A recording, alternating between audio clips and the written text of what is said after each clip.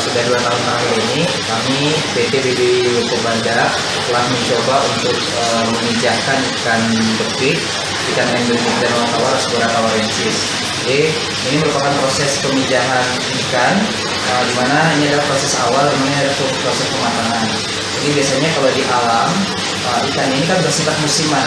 Kalau kita pijahkan dengan perlakuan hormon ini, diharapkan ikan bekik ini bisa dipijahkan kapan kita mau, kapan tidak tergantung pada musim lagi. Jadi harapannya kontinuitas atau keberlangsungan bekik di alam bisa kita tanggulangi.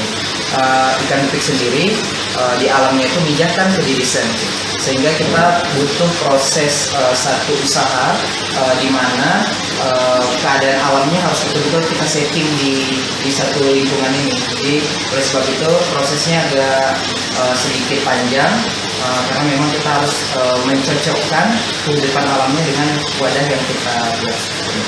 Ini kami mencoba karena di alamnya ikan bekik ini sangat berasosiasi dengan tanaman air seperti Hibberella verticillata, Ceratophyllum dan Potamogeton. Kalau dalam bahasa daerahnya itu ada spot rawan, spot bana, dan spot sendiri.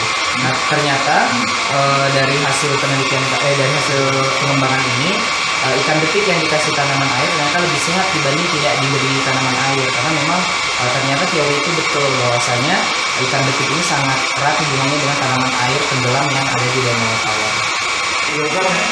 Ini sebuah buatan. Kenapa dikit ini mau dimakan ikan nila nih Kang ini? Nah, Bu, ini daerahnya mana? Ada, semua ada semua danau dataran tinggi ada. Namanya pun tetangga itu. Malah lebih sehat dibanding kita tiap hari ini sipon tiap hari kan. Lebih ini dia.